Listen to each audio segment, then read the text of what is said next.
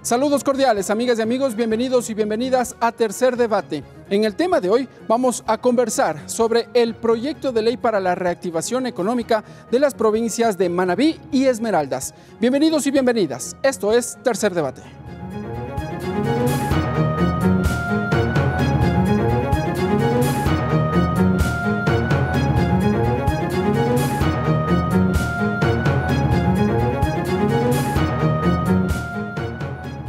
Para dialogar respecto de la reactivación económica de la provincia de Esmeraldas, hemos invitado al legislador Lenin Lara. Revisemos su perfil. Lenin Lara, licenciado en Ciencias Públicas y Sociales, abogado y doctor en jurisprudencia, exministro de Justicia, Derechos Humanos y Cultos, asambleísta por la provincia de Esmeraldas, integrante de la Comisión de Protección Integral a Niñas, Niños y Adolescentes. Y para conversar cómo marcha la reactivación económica de la provincia de Manabí, hemos invitado al legislador Javier Santos. Revisemos su perfil.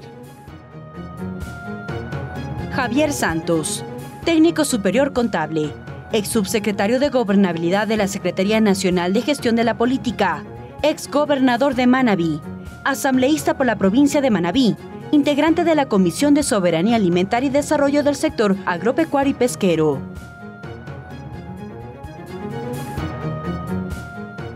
El Pleno de la Asamblea Nacional aprobó el proyecto de ley para la reactivación económica de las provincias de Manabí y Esmeraldas, documento que estuvo a cargo de la Comisión de Desarrollo Económico de la Asamblea Nacional. Cómo se llevó adelante el debate, la discusión en el Pleno del Parlamento ecuatoriano, lo vamos a revisar en el siguiente video. Con el voto unánime de los 132 asambleístas presentes, el Pleno de la Asamblea Nacional aprobó el proyecto de ley orgánica para la reactivación económica de las provincias de Esmeraldas y Manabí.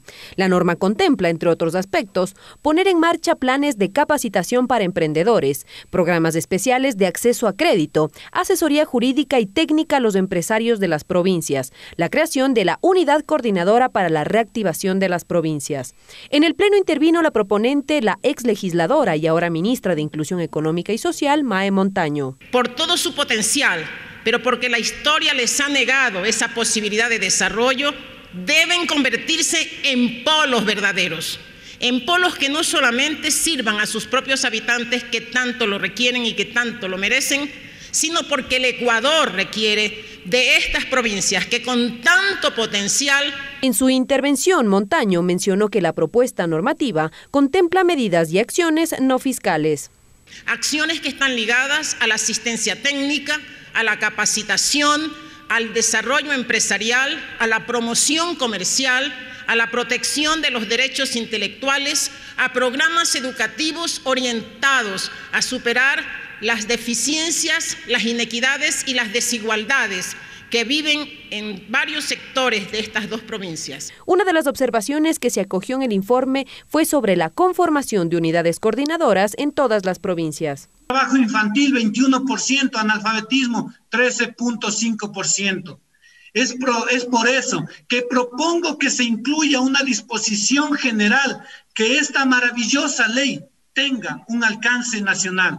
Consideró adecuado que en caso de calamidad pública o desastres naturales, las provincias del país, por sí solas o en unidad con otras provincias, puedan acogerse a las disposiciones de esta ley. En agenda quedaron pendientes 3 puntos relacionados con la Ley de Seguridad Social de la Policía Nacional, Violencia de Género y el Plan Nacional de Vacunación. Siga Tercer Debate por Televisión Legislativa, Canal 42 en Pichincha, Canal 22 en Guayas, Canal 27 en Azuay y Canal 45 en Manabí. La radio de la Asamblea Nacional en todo el país. En Facebook por TV Legislativa y en la web en vivo.asambleanacional.gov.es. Bien, amigas y amigos, como hemos observado en el video, el Pleno de la Asamblea Nacional dio paso ya al proyecto de ley para la reactivación económica de las provincias de Manabí y Esmeraldas. Vamos a saludar con nuestros invitados. Voy a empezar por usted, legislador Lenin Lara. Gracias por estar con nosotros en Tercer Debate. Muchas gracias, Ricardo. Buenas tardes a todo el público ecuatoriano, a la comunidad que nos ve y escucha pues, a través del canal legislativo, de los distintos medios de comunicación. Y por supuesto un saludo al compañero asambleísta Javier Santos, también representando a la provincia de Manabí, quienes hoy día nos hemos dado cita para conversar sobre esta ley de reactivación económica para Esmeraldas y Manabí, que acaba de ser aprobada en la Asamblea favorablemente con la acción unánime de los legisladores. Creo que es importante resaltar el hecho de que Esmeraldas y Manabí como provincias hermanadas en la historia, hermanadas en la lucha, pero también han sido conjuntamente golpeadas por las tragedias que hemos vivido, como aquella del terremoto del 16 de abril del 2016, y que hoy también merecen todos los mecanismos y todas las acciones afirmativas para lograr esa recuperación plena y enrumbarlas en el camino del desarrollo. Claro que sí, legislador, muchas gracias. Vamos a dialogar. Voy a saludar ahora a asambleísta Javier Santos. Gracias por estar con nosotros en la señal de la radio y la televisión de la Asamblea Nacional. Bienvenido. Buenas tardes a todos, Ricardo. Un gusto saludarte a ti y a todos los que nos escuchan y ven a través de la televisión legislativa y en este espacio Tercer Debate. A mi compañero y colega Lenín Lara, asambleísta por Esmeraldas, un abrazo, un saludo fraterno. Y a toda mi provincia, Manabí, un abrazo fraterno. Estamos aquí para compartir y esperar justamente que lo que aprobamos por unanimidad se cumpla con las mejores condiciones para lograr esa reactivación económica que tanto necesitan Manabí y Esmeraldas. Claro que sí, legisladores. Dialoguemos entonces. Asambleísta Lenín Lara, voy a conversar a empezar con usted. ¿Qué fue lo que sucedió en la provincia de Esmeraldas tras el terremoto del 16 de abril del 2016? Aquella fatídica hora, 18 horas y 55 minutos. Todavía nos podemos acordar lo que sucedió en nuestro Ecuador. Definitivamente fue un golpe que remeció más allá del movimiento telúrico, más allá de la destrucción que causó, más allá de las afectaciones personales que se vivió y que hasta hoy lamentamos a nivel nacional.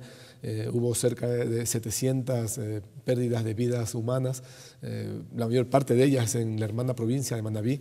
En Esmeraldas indudablemente también tuvimos afectaciones bastante grandes. Las estructuras, las casas, mucha gente que se quedó sin vivienda, mucha gente que perdió también sus negocios, mucha gente que perdió la posibilidad de producir, de trabajar, de llevar el pan a sus hogares, sintió justamente toda esta tragedia, todo este momento tan terrible de manera muy directa.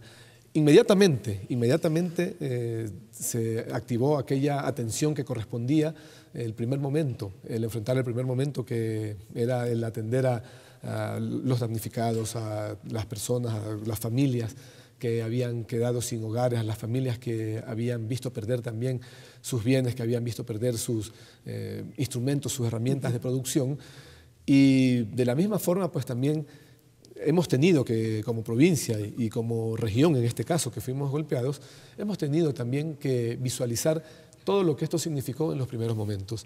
Esto, sin duda alguna, fueron momentos muy difíciles que afectaron una economía que de por sí ya venía siendo afectada. Recordemos que en el censo del año 2010 aparecen provincias, en este caso precisamente Esmeraldas y Manabí, como provincias con altos niveles de pobreza, con altos niveles de necesidades básicas insatisfechas, indudablemente que son los indicadores de pobreza más elementales, y que desde ahí viene acarreando toda una problemática que el terremoto y otras tragedias que las iremos nombrando en el transcurso de esta entrevista fueron agravando. Obviamente, Esmeraldas, que a lo largo de la historia, así lo recoge en los textos de nuestro país, que ha sido afectada por precisamente el abandono de las autoridades, la falta de alcantarillado, agua potable, legalización de tierras, y que bueno, se vino a agudizar con el terremoto.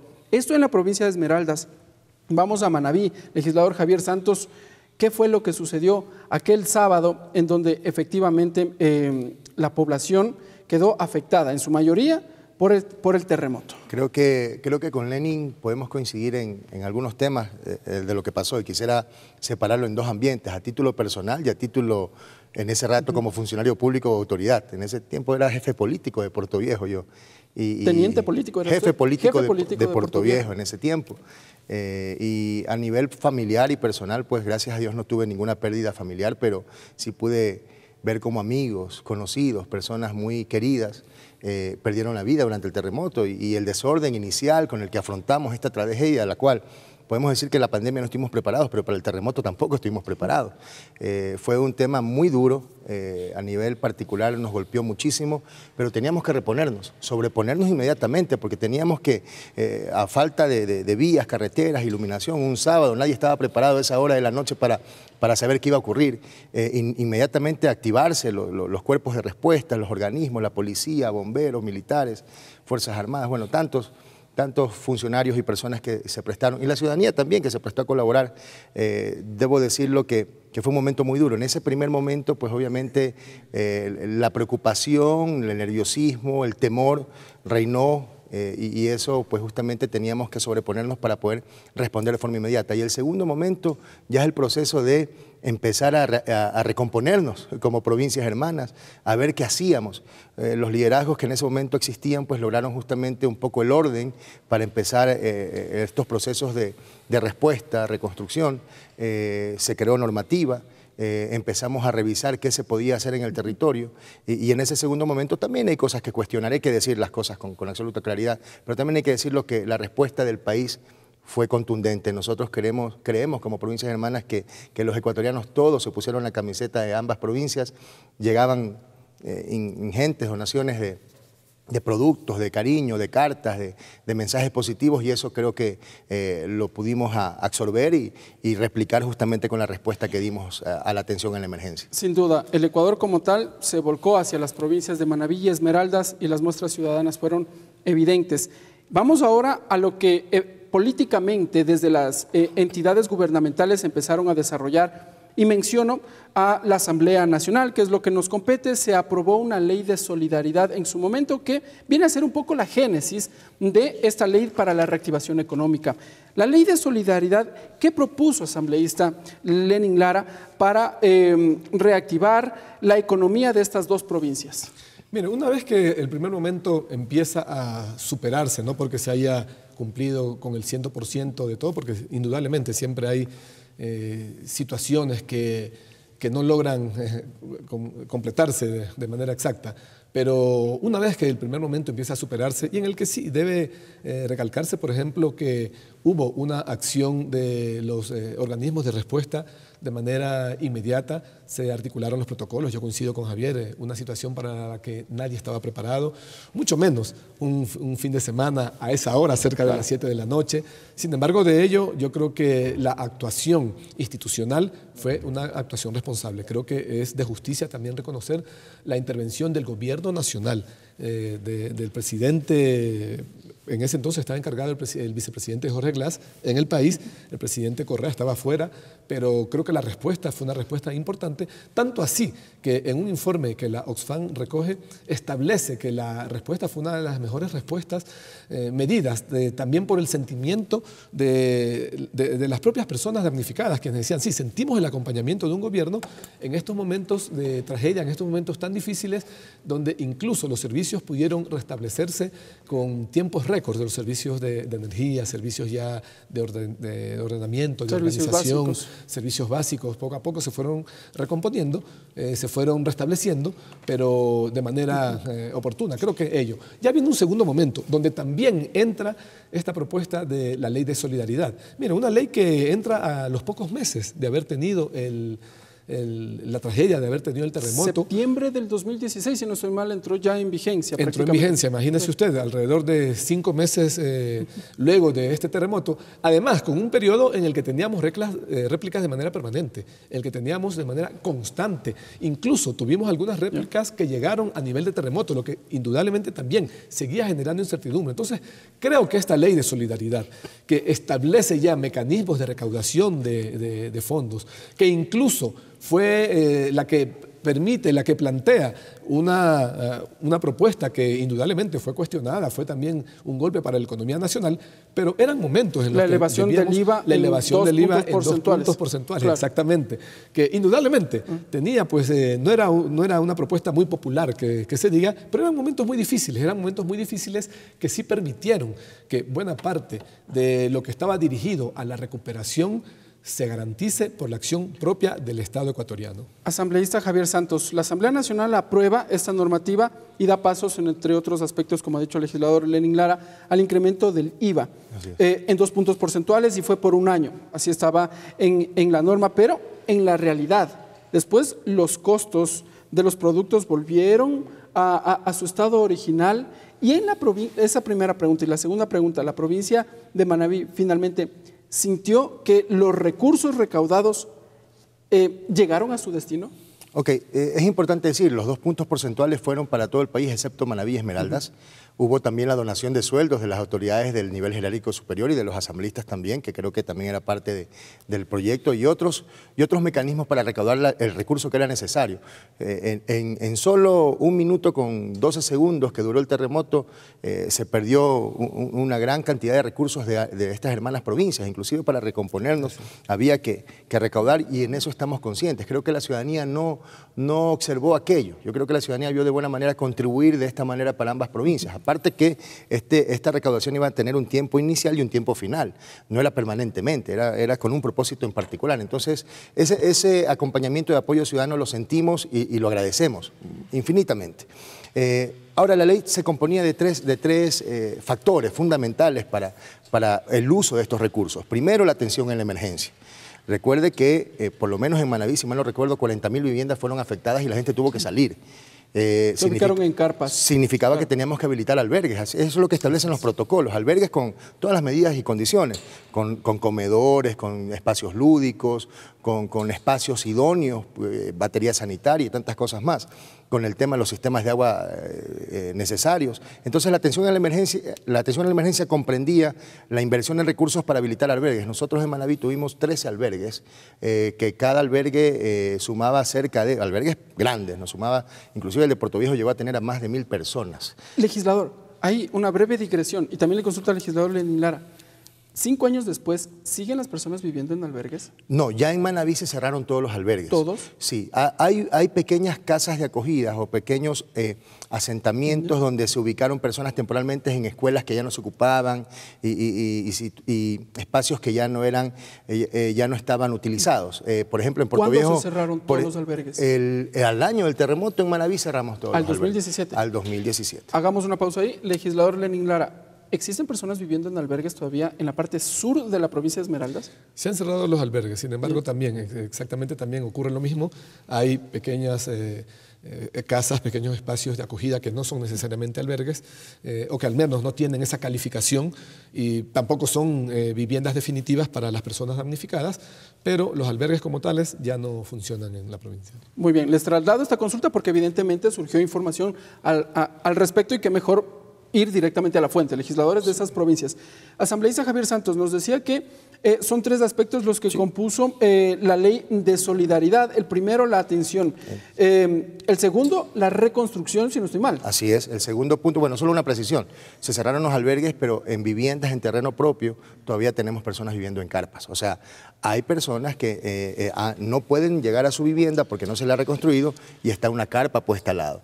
Eso todavía tenemos y eso es lo que dice la ley. Ya más adelante vamos a hablar de la ley de reactivación, de cómo podemos atender eso con esta nueva ley aprobada. Evidentemente. Pero vamos, el segundo eje que comprendía la ley de solidaridad del 2016 era la reconstrucción. ¿Qué decía la ley? A breves rasgos, todo lo que el terremoto destruyó, con esta ley reconstrúyase. Eso, en términos generales, eso decía. ¿Y sucedió? Ahí tenemos una complicación porque definitivamente hay obras que todavía no se han terminado, no se han concluido.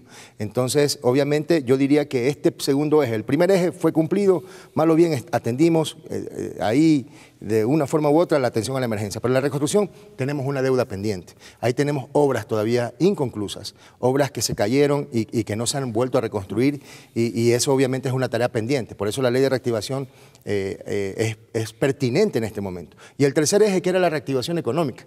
Es decir, teníamos atención a la emergencia, reconstrucción y reactivación. Ese tercer eje es el que no se ha cumplido. Definitivamente yo podría decir que no tengo cómo saber si se cumplió o no se cumplió, porque no hay ningún documento que diga cómo se invirtió el recurso para que exactamente exista una verdadera reactivación.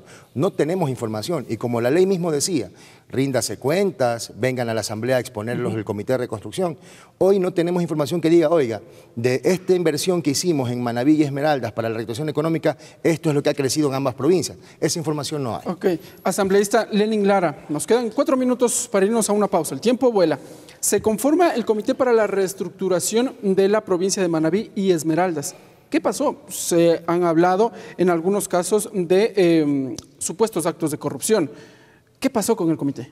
Bueno, se conforma el Comité de Reconstrucción, que tuvo algunas ejecuciones que fueron importantes, pero indudablemente no se llegó a cumplir todo lo que se proponía. Creo que también es evidente que lo que fue inmediatamente propuesto, lo que fue inmediatamente planteado para lo que era la recuperación, para lo que era la reconstrucción, empezó con una buena vibra, pero luego tuvo algún momento de desaceleración, de desatención, que hoy vemos incluso algunas obras abandonadas. Creo que esto es una tarea pendiente que tienen los organismos de control y que tenemos indudablemente desde la Asamblea Nacional. Creo que en eso es importante relevarlo. También nosotros debemos hacer énfasis en que aquellos recursos que todavía siguen constando, que todavía se mantienen en el Ministerio de Finanzas, el Ministerio de Economía y Finanzas, dirigidos a la reconstrucción, tienen que ser invertidos en la reconstrucción, y creo que esta ley de reactivación que busca ese siguiente momento,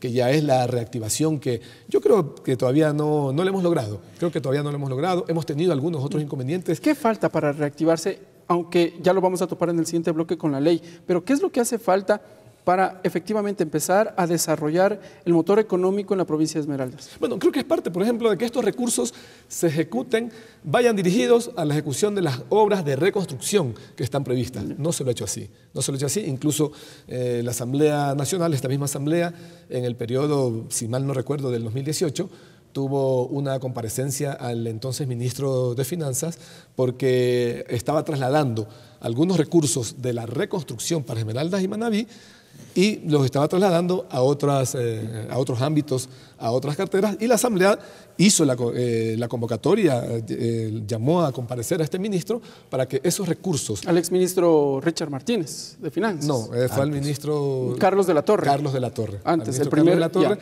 precisamente para que explicara cuál era la visión, por qué tenían esa propuesta y que indudablemente pues, esto no era lo que correspondía a cumplirse. Entonces creo que eso es parte de lo que se debe hacer. Pero además de ello también hay elementos que esta ley de reactivación toca de manera fundamental, como por ejemplo el hecho de que la reactivación económica, la producción en cada uno o las posibilidades de producir de las pequeñas empresas, de las empresas localizadas en Manabí y Esmeraldas, también tengan la oportunidad de contratar con el Estado. Y creo que esto es fundamental para generar la reactivación. Creo que hay algunas acciones que deben tomarse más allá de lo que son la ejecución de los recursos, más allá de lo que debe ir en cuanto a la generación de nuevos momentos de producción, pero también hay que dirigir los recursos estatales también a que se inviertan en empresas de la localidad, tanto de Manabí y Esmeraldas. Para irnos a una pausa, asambleísta Javier Santos, a lo largo de estos últimos años, la Asamblea Nacional ha aprobado varias normativas en el tema económico. Si mal no recuerdo, en la Ley de Simplificación Tributaria, la Asamblea Nacional aprobó una exoneración del pago del impuesto a la renta, por ejemplo, para las empresas que se ubiquen en las provincias de Manabí y Esmeraldas. Una exoneración que superaba los 10 años, por ejemplo. Aquello sucedió, me parece que es el momento propicio como para saber si efectivamente hay nuevas empresas, hay nuevas inversiones bajo este incentivo. Bueno, creo que lo que ocurrió en Manabí fue el efecto contrario. Tal vez aplicaron ciertos beneficios a un grupo o a algún sector de los cuales tal vez pocos se beneficiaron. No muchos, en realidad. Yo creo que eso fue una de las falencias que tuvimos al aplicar no solamente esta normativa, sino también la ley de solidaridad. Para cerrar el tema, por ejemplo, hay cuestionamientos en la priorización de obras, hay cuestionamientos de los ministros que han pasado, inclusive. Un año el Comité de Reconstrucción pasó un ministro de Obras Públicas 3, 4 personas pasaron por ese ministerio y vuelve a foja cero. Entonces, eso no hubo estabilidad para que esto se concrete y se manifieste de mejor manera. Y en este sentido, caso contrario, en Manabí, por ejemplo, claro, hubo la ley de simplificación tributaria, pocos se beneficiaron y aparte de eso se aplicaron ciertas otras normativas que lo que hacían era cerrar empresas. Voy a ponerle un caso específico en Manta. De 18 empresas que tenían complicaciones con el tema multas, por el tema intereses y moras patronales, de estas 18, 13 cerraron. Empresas que generaban empleo a más de 100 personas. ¿Pero porque era impagable su deuda con Porque Seguro no Social? podían pagar por diferentes temas, o sea, entre ellos las multas, moras, intereses que le subían inmediatamente, que no hubo justamente esta aplicación aparte de la ley de simplificación tributaria, otro tipo de leyes como la humanitaria que no se aplicó de manera efectiva. Y ahí es donde tenemos esta complicación, porque inclusive hasta es un tema procedimental con el IES, es un tema técnico, más allá de político o administrativo. Entonces, en verdad, puedo decirlo, no hay esta reactivación, al contrario, y poniendo casos concretos, hay casos en los que las empresas han cerrado y las MIPYME o los emprendedores tampoco tienen esos impulsos o incentivos para poder iniciar sus negocios de manera efectiva. Bien, legisladores, nos vamos a una pausa. Cuando regresemos conversaremos ya de lleno sobre la ley para la reactivación económica de las provincias de Esmeraldas y Manabí. Sigan con nosotros, amigas y amigos, esto es Tercer Debate.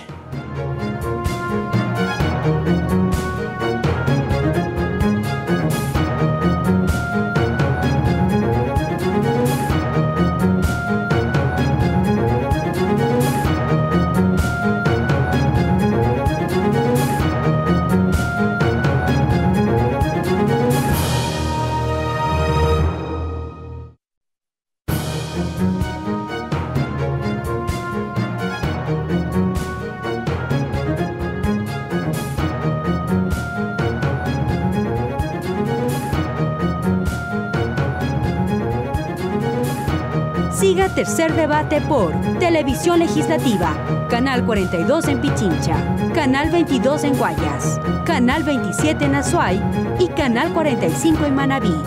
La radio de la Asamblea Nacional en todo el país. En Facebook por TV Legislativa y en la web en vivo.asambleanacional.gov.es.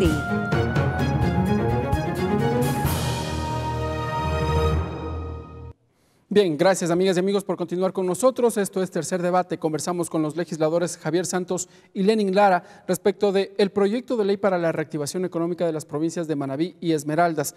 Voy a empezar con usted, legislador Lenin Lara, este segundo bloque. Y bueno, entremos de lleno ya al proyecto de ley aprobado por la Asamblea Nacional. ¿Cuál es el objetivo? El nombre está claro, reactivación económica, pero ¿cómo se va a llegar a ese puerto?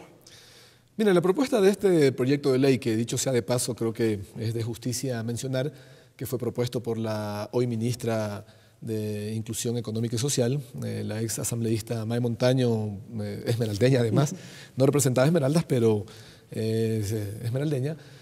Ella plantea este proyecto como la ley de reactivación para Esmeraldas, que luego por la intervención en la comisión de desarrollo económico de la que se plantea este proyecto para el Pleno en el periodo legislativo anterior, ya se incorpora como correspondía la ley de reactivación para Esmeraldas y Manabí, que indudablemente hemos mencionado, son dos provincias hermanadas incluso en la tragedia, y que este proyecto, que en un principio mantenía algunas propuestas declarativas, empieza a cobrar forma y ya establece, por ejemplo, acciones en concreto para lograr el desarrollo. Por ejemplo, que haya una acción preferente crediticia por parte de la banca pública para los emprendimientos en estas dos provincias. Manabí y Esmeraldas. Manabí y Esmeraldas. Por ejemplo, aquella disposición única, general única a la que me refería hace un momento, que es fundamental. Esto también debo decirlo en honor a la justicia, es propuesto por la asambleísta Carmen Rivadeneira, el representante de la provincia de Esmeraldas, claro, también en el periodo anterior, y que establece que las empresas públicas tienen que destinar de manera obligatoria una parte de su presupuesto para contratar bienes y servicios, ya sea con MIPYMES, con emprendimientos locales, con empresas medianas, incluso con grandes empresas, pero de la localidad. Porque ¿qué ocurre? Que, por ejemplo, en Esmeraldas tenemos empresas estratégicas, la refinería de Esmeraldas, tenemos las termos Esmeraldas, generadoras pues, de energía térmica, que son empresas estratégicas que ejecutan grandes presupuestos, pero que no aterrizan su ejecución en la provincia y no contratan normalmente con emprendimientos, con empresas, con MIPYMES que son parte de la localidad provincial. Legislador, esto básicamente tiene una lógica y la idea es precisamente contratar al personal de la localidad un poco para empezar a reactivar la economía local. Y le consulto, la lógica sucede en similares casos en el oriente ecuatoriano. Existe normativa en donde también se prevé, por ejemplo, en la ley especial amazónica, que se contrate personal de la localidad para reactivar a la economía de la zona, pero algunos legisladores de la Amazonía dicen que aquello no sucede, no ocurre. ¿Cómo nos garantizamos de que, en efecto, esta ley sí se cumpla en este aspecto? Mira, una parte importante de esta ley es que esta misma ley establece una coordinadora de reactivación, donde incluso está el presidente de la República o su representante con diversos actores de la institucionalidad pública, aterrizando además con los prefectos de ambas provincias, tanto de Manabí como Esmeraldas, y los alcaldes, además de representantes de las juntas parroquiales. Este mecanismo de autoevaluación para esta misma ley es el que debe plantear, es el que debe permitir que el cumplimiento sea específico, que el cumplimiento sea una realidad. No que quede pues declarativamente en una ley de 12 artículos con algunas disposiciones transitorias, una disposición general, y que hemos cumplido como asambleístas para entregar un cuerpo normativo que declara la reactivación de Esmeraldas y Manabí, sino que debe llevárselo a la práctica, y una de las cosas importantes de esta ley es que establece un mecanismo directo para que pueda autoevaluarse y poder definir su cumplimiento. Bien, asambleísta Javier Santos, y le voy a plantear la consulta de manera directa. Mucho se ha cuestionado de que finalmente 5 años después la Asamblea Nacional aprueba una ley que era evidente, la reactivación económica. ¿Por qué se lo hace 5 años después? Bueno, primero, después de haber analizado las debilidades de la ley humanitaria, de solidaridad y todas las otras leyes que se hablan, veamos esta ley como una oportunidad. Tal vez, cuando se propuso esta ley, no teníamos la realidad actual que es la pandemia. Yo creo que esta ley, incluso no solamente efectuada, creada y concebida para reactivar la economía después del terremoto, se aplica y es pertinente en este momento. Hoy tenemos una realidad adicional al terremoto, y en Manabí y en Esmeraldas seguramente también pasa lo mismo. Los sectores turísticos, los sectores artísticos, los sectores educativos se han visto totalmente afectados por la pandemia. Ya venían golpeados por el terremoto. Entonces, la pertinencia de la aplicación en este momento de la ley, veámoslo como una oportunidad de oro, para ver si efectivamente se cumple una verdadera reactivación. Sí, tal vez hubieron elementos que impidieron que se apruebe en su momento, pero si no hubiéramos tenido esta oportunidad en este momento de haberla aprobado en este periodo legislativo y con esta condición y esta realidad, hoy estuviéramos buscando otra ley para enfrentar la pandemia en el tema económico. Entonces, creo yo que lo vemos como una oportunidad. Y en esta oportunidad, querido Ricardo, yo me he permitido tomar ciertos elementos que son fundamentales para ahora sí buscar una verdadera reactivación. Entre ellos, con esta ley se puede retomar procesos de reconstrucción. Que estaban establecidos en la ley de solidaridad, totalmente de acuerdo. Entonces, se pueden retomar estos procesos de reconstrucción. Entre ellos, por ejemplo, establece que el MIDUBI tendrá 90 días, si mal no recuerdo, para establecer y priorizar justamente quiénes serán los beneficiarios de los planes habitacionales que el gobierno tiene. ¿Habrá un censo? Nuevamente se tiene que existir el censo. Tiene que existir el censo porque, como bien lo dijimos y lo compartimos con Lenin, todavía hay personas que no fueron beneficiadas en su momento. Entonces, tenemos que atenderlo. Si el gobierno tiene un plan habitacional que creo que es de 200.000 viviendas, pues obviamente se priorizará que en Manabí se cense y se busquen los beneficiarios efectivos para que se atienda esta realidad. Podemos aprovechar también que los procesos de la formación, de los planes operativos y de los reglamentos para esta ley van a ser incluidos participantes ciudadanos, no solamente autoridades. Qué bueno que Lenin lo rescata. Creo yo que el hecho que estén los alcaldes todos, los prefectos todos, los gobernadores, hace que esto tenga un poquito más de estabilidad. Porque si mañana cambia un ministro, pero queda el alcalde, pues, y el alcalde de su cantón va a hacer respetar que lo que se comprometió en su momento el ministro anterior se cumple y se ejecute. Ciudadanizar esto nos permite inclusive hasta descentralizar la intervención estatal. porque al crear esta unidad coordinadora para la reactivación económica, vamos a permitirnos que la toma de decisión se ejecute desde el territorio, que los planes se creen desde el territorio. Y finalmente, que creo yo que es uno de los componentes que no teníamos en las leyes anteriores y que esta Asamblea cuenta con esta herramienta, vamos, y está incluido ahí, que se cree la unidad de seguimiento y evaluación a esta ley. Es decir, cuando vengan a rendir cuentas, no simplemente decirnos, oiga, aquí están las estadísticas, todo va bien. Hay una unidad que la Asamblea va a crear. Pero ¿cada qué periodo se va a evaluar el cumplimiento de esta ley? La rendición de cuentas es semestral, cuando venga la unidad coordinadora a exponer qué es lo que está haciéndose de acuerdo a la disposición transitoria, pero la unidad de seguimiento es permanente. Entonces tenemos que buscar los mecanismos de cooperación para que la ciudadanía en territorio sean nuestros ojos y para que la Asamblea tenga los elementos necesarios para ver si se cumple o no la normativa. Uno de los elementos que nos falta por conocer también es el rol que va a jugar los gobiernos autónomos descentralizados. Hablamos del acceso a crédito por parte de la banca pública. El sector privado entiendo que también va a jugar un rol importante en cuanto a las inversiones. No sé si se establecen también incentivos para aquellos, si nos lo podría aclarar el legislador Lenín Lara, pero el rol que tienen los gobiernos autónomos descentralizados ahora. Bueno, creo que es fundamental y esta ley también lo establece en la unidad coordinadora, donde son parte sustancial de esta unidad aquellas autoridades desde la localidad, como lo mencionaba Javier. Creo que esto le da estabilidad también y le da una voz permanentemente desde el territorio.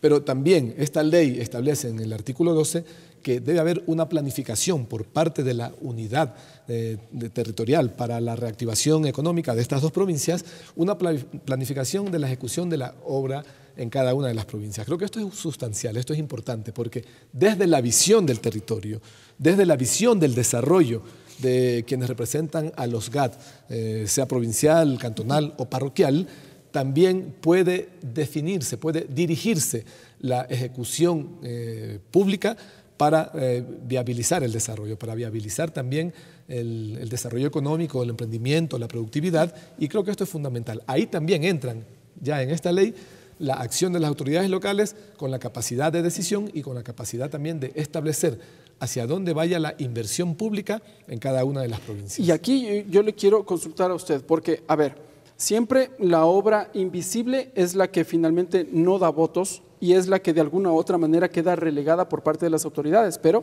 la obra invisible es la que finalmente permite el desarrollo de cada una de las localidades. Y cuando me refiero a aquello, hablo de la planificación, hablo ya en la ejecución de obras de alcantarillado, por ejemplo, y como que estos temas van quedando un poco de lado, la dotación de agua potable, por ejemplo.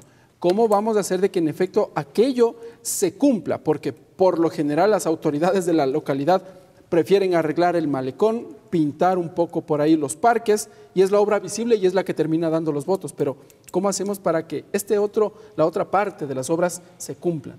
Bueno, yo creo que hay mecanismos también establecidos ya a nivel de planificación del Estado como tal.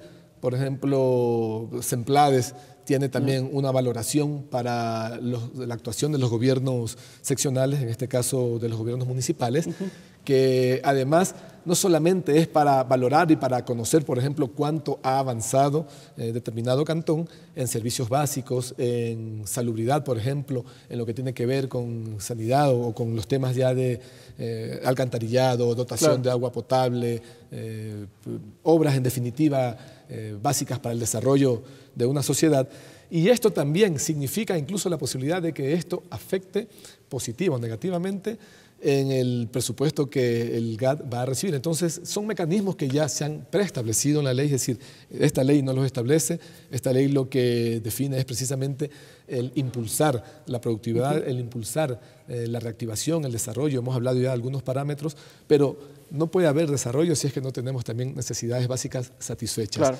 Y estos mecanismos sí están establecidos, creo que es función de las autoridades locales el cumplir con ello, el no cumplir, no solamente que va en contra del soberano, en contra de la comunidad a la que se debe servir, sino que incluso también puede incidir negativamente en la propia posibilidad de ejecutar su presupuesto, como lo mencionaba. Hay parámetros que califican y que incluso van bajando la posibilidad de que el Estado entregue incentivos económicos a los municipios que van cumpliendo y que van bajando las necesidades básicas insatisfechas y ya volviendo a los servicios. Asambleísta Javier Santo, ¿qué decir sobre este punto? ¿Existen otros aspectos que se pueden ir dotando? ¿Se habla de incentivos económicos también? Sí, sí, totalmente. Y qué pertinente el cuestionamiento, ¿no? Referente a cómo reactivarnos si no tenemos obra básica. Y es lo que nos dice la ciudadanía. Lo hemos conversado con diferentes organizaciones sociales. No sé si ustedes conozcan Sancán en Jipijapa, donde se comen las tortillas de maíz. Es un sector donde hay 120 emprendedores, que son los que generan las tortillas de maíz. No tienen agua potable. No tienen el servicio de agua potable. Ellos quieren reactivarse. Pues, ¿Todavía ¿no? llega en tanquero el agua? Es agua cruda, agua entubada, que le llaman, ¿no? Pero la fuente no permite un agua de calidad. Y tampoco hay sistema alcantarillado. Entonces, ellos han presentado proyectos, inclusive ellos mismos los han financiado en temas de paraderos turísticos y potenciar la economía del sector. Solamente ellos mueven la economía de todo el cantón Jipijapa, por hablar de alguna manera. Entonces, ¿cómo reactivamos económicamente? ¿Cómo vamos a darle crédito si de repente no tienen cómo fomentar de manera efectiva el turismo? O la gastronomía, o no tienen vías de acceso decentes, o por lo menos con el tema agua, ellos podrían inclusive hasta cosechar su propio maíz, o comenzar el tema ganadero para el queso de sus productos. Es decir, ellos hablan de cerrar el círculo económico. Estamos de acuerdo con ellos, pero ahí es donde con Lenin coincidimos. El GAT local, como forma parte de esta unidad coordinadora, también tiene que presentar su plan operativo, pues. ¿Cómo voy a dotar el agua? Plan operativo anual, de acuerdo a lo que establece la ley, a la unidad coordinadora. Y eso se toma una decisión y obviamente se va a priorizar, porque obviamente el Estado no le va a dar el recurso para activarse en tema turístico si tampoco pone de su parte la autoridad local y prioriza lo que tiene que priorizar. Entonces, yo creo que tenemos una oportunidad de oro con estos recursos, no solamente el plan operativo, el reglamento de la ley. Tenemos que formar parte y ciudadanizar, que la ciudadanía se involucre en la conformación del reglamento de la ley. Pero el reglamento ya es competencia del Ejecutivo, eso queda en manos del Ejecutivo. Así es, así corresponde, le corresponde, pero tienen que hacerlo también para que aterrice, para que viabilice la ley y permita obviamente pues que todos los objetivos se cumplan. Yo le cuento, perdón, Ricardo, solo le cuento algo, y Lenin, la ciudadanía organizada, las cámaras, colegios, cuerpos colegiados, están deseosos de que los inviten a ellos a formar parte de la conformación y creación de reglamento por parte de los diferentes ministerios y del Ejecutivo. Y yo creo que no hay nada malo, pues que se los invite al momento un ministerio, por ejemplo, que quiere crear su plan operativo anual o esta unidad crear su reglamento, que se los escuche también. Yo estoy muy convencido y garantizo que si involucramos a la ciudadanía organizada y a los cuerpos colegiados a formar parte de la conformación de aquello, vamos a tener un reglamento mucho más efectivo a lo que la ley y el espíritu de la ley espera. Cuidado con crear una ley, aprobar una ley y mañana el reglamento se pasa por encima del espíritu de la misma y nos comienzan a poner procedimientos que son inviables y ahora no haya reactivación. Entonces eso es imposible, es impensable para nosotros. Y nosotros creemos que la creación de reglamento también tiene que involucrarse la ciudadanía y formar parte en las opiniones para la creación de la misma. ¿Y ahí cómo avanzan los diálogos entre la Asamblea Nacional y el Ejecutivo para la elaboración del reglamento? Porque en el periodo gubernamental anterior, en el anterior gobierno, por ejemplo, se habían emitido varias normativas, se me viene a la mente la ley de emprendimiento, por ejemplo, cuyo reglamento no estuvo en los tiempos establecidos. Otra normativa, la ley de apoyo humanitario, tampoco tuvo el reglamento a pesar de que habían disposiciones y plazos definidos.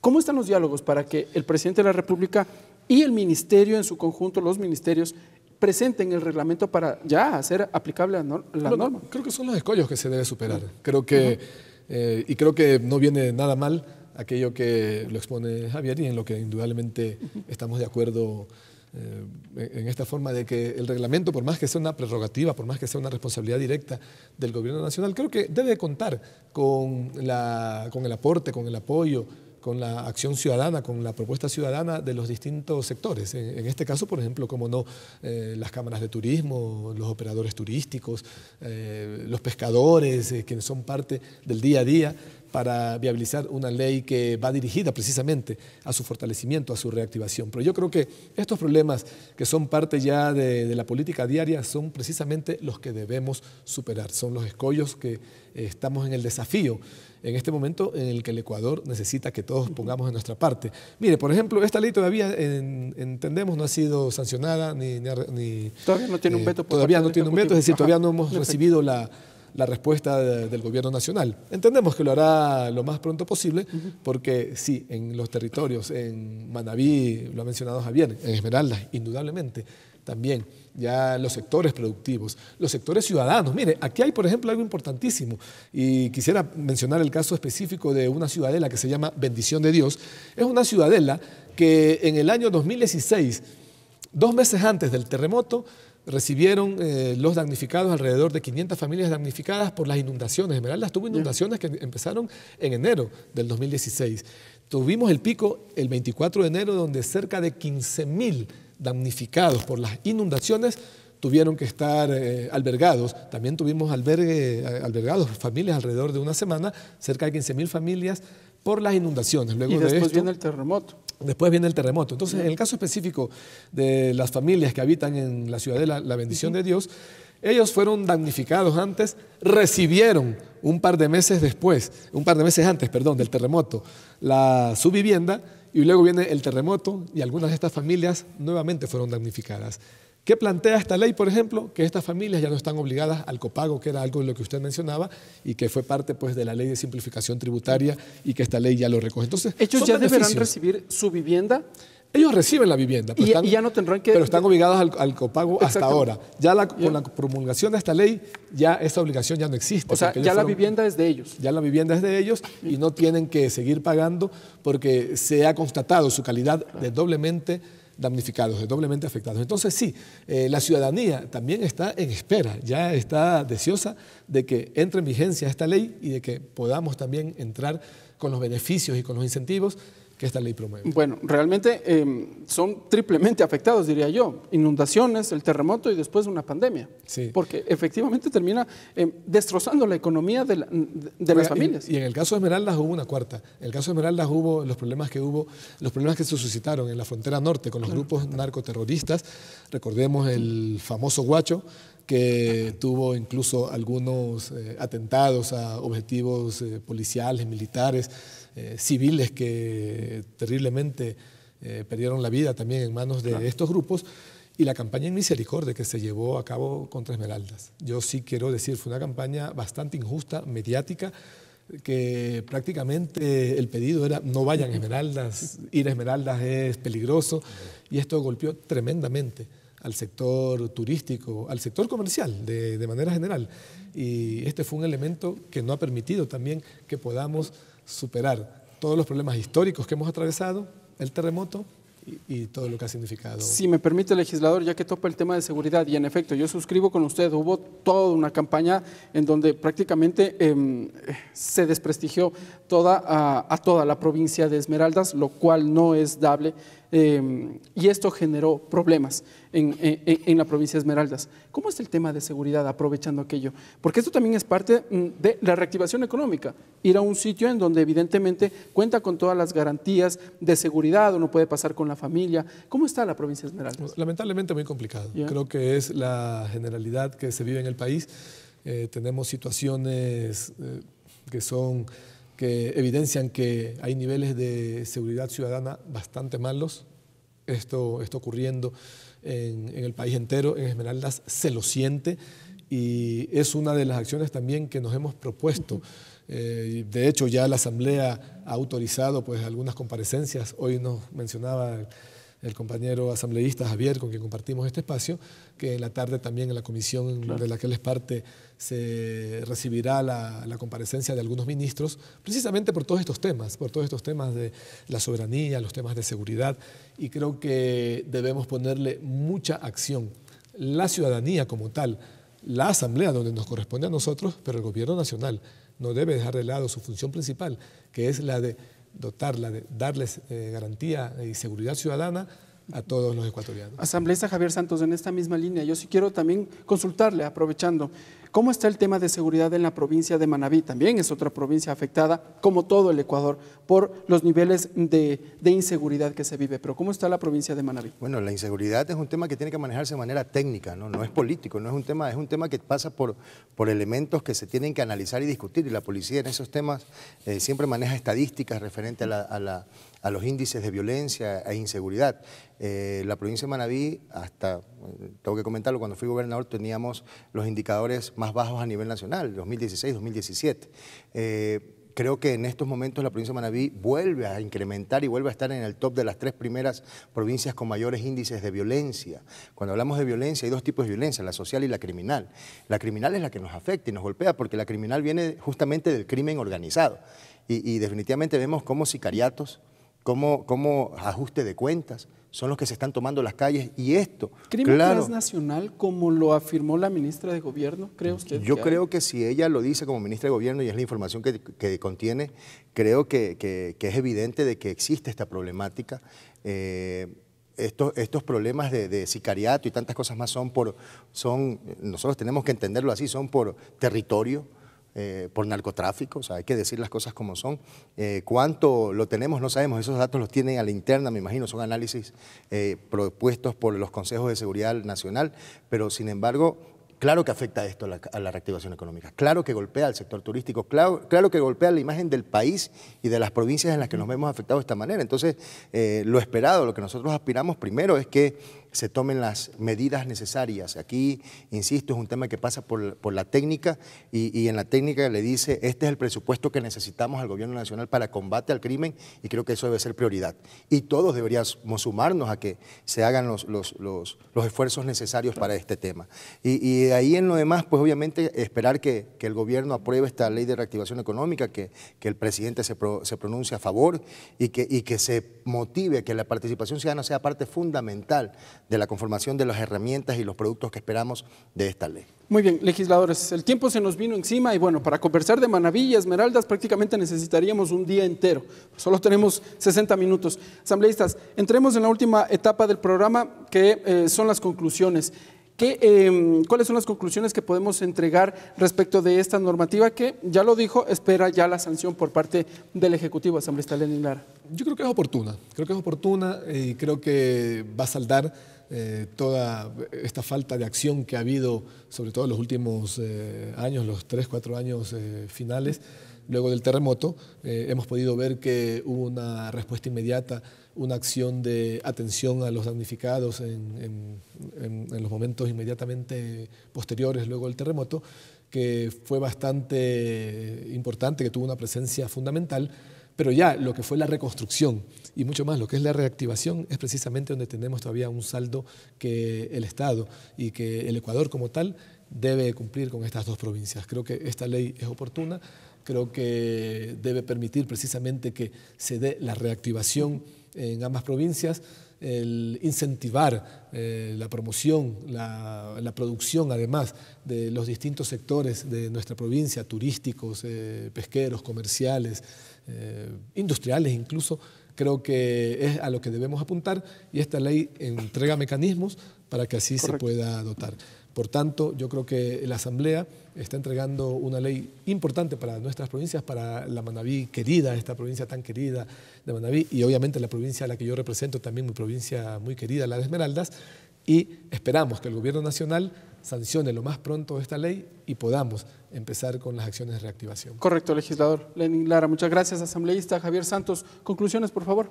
Bueno, a la ciudadanía, tal vez no es la ley más perfecta, tal vez no es la ley idónea o tal vez le falta mucho, pero es la ley que tenemos y es la herramienta con la que vamos a construir aquello que necesitamos para reactivar la economía. Ahora invitamos a la ciudadanía que se apropien de la misma. Es el momento de participar e involucrarnos.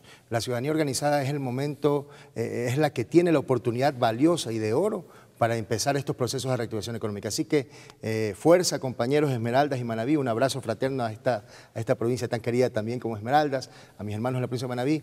Cuenten con que vamos a darle seguimiento para que esta ley no sea letra muerta.